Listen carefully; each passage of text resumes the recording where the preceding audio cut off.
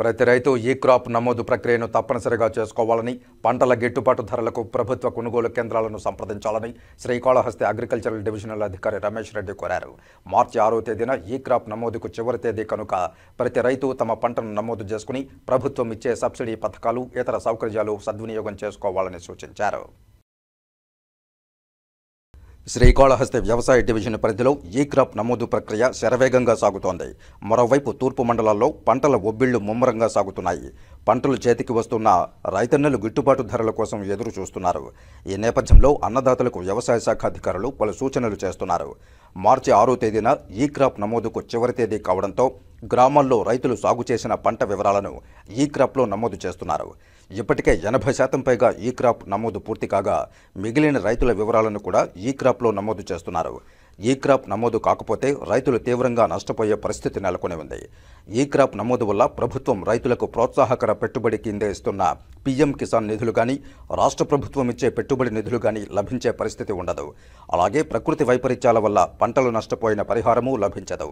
ఈ క్రాప్లో నమోదు కాకపోతే రైతు తమ ధాన్యాన్ని ప్రభుత్వ కొనుగోలు కేంద్రాల ద్వారా విక్రయించుకునేందుకు కూడా అవకాశం లభించదు. అందువల్ల ప్రతి రైతు ఈ క్రాప్ కింద తమ పంట నమోదు చేసుకుని ప్రభుత్వ పథకాలను పొందేలా ఉండాలని శ్రీకాళహస్తి వ్యవసాయ శాఖాధికారి రమేష్ రెడ్డి సూచించారు. ఈ నెల మార్చి 6వ తేదీ లోపల ప్రతి రైతు ఈ క్రాప్ నమోదు ప్రక్రియ పూర్తి చేసుకోవాలని సూచించారు. ప్రతి గ్రామంలోనూ ధాన్యం కొనుగోలు కేంద్రాలు ఏర్పాటు చేశామని, రైతులు ఈ అవకాశాన్ని వినియోగించుకోవాలని కోరారు.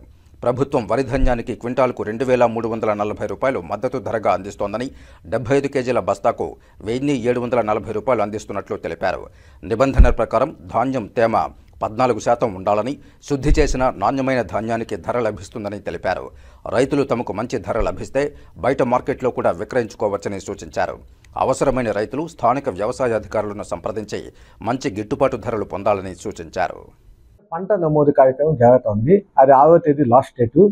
ఆ లోపల మీరు చేయాల్సింది ఏమంటే, వేసిన ప్రతి ఒక్క రైతు మీ సమీపంలో సిబ్బందిని సంప్రదించి మీ పంట నమోదు చేసావా లేదో ఒకసారి కనుక్కొని, చేయకపోతే పంట నమోదు చేసుకోండి. అలాగే ఈకేవైసీ అంటే మీ బయోమెట్రిక్ వేయాలి. అది కానీ చేసుకుంటేనే మీకు ధర తగ్గిందంటే ఓపెన్ మార్కెట్లో గవర్నమెంట్ కొనుగోలు కేంద్రాల ద్వారా ప్రొక్యూర్మెంట్ సెంటర్లు ప్రతి గ్రామంలో పెట్టేసింది. మీకు ఏమి చేయాలంటే, మీకు ఈకేవైసీ అవుతానే మీకు ధాన్యాన్ని గవర్నమెంట్కి అమ్మాలనుకుంటే మీరు మా సిబ్బందిని కలిస్తే మీకు షెడ్యూలింగ్ ఇస్తారు. ఆ షెడ్యూలింగ్ తీసుకుని సొసైటీ ద్వారా మీకు కావాల్సిన మిల్లుకి మనము పంపచ్చు. మద్దతు ధర మనకు వస్తుంది. 24 గంటల్లో మీ అకౌంట్లో కూడా డబ్బులు పడతాయి. కాబట్టి రైతాంగము ప్రతి ఒక్కరు ఈ కొనుగోలు కేంద్రాలను కూడా ఉపయోగించుకోండి. మీకు ఏదన్నా సలహాలు కావాలన్నా, డౌట్లు ఉన్నా కూడా మా సిబ్బందిని కానీ, మా వ్యవసాయ అధికారులు, మండల వ్యవసాయ అధికారులను కానీ సంప్రదిస్తే మీ సందేహాలని సాల్వ్ చేస్తారు.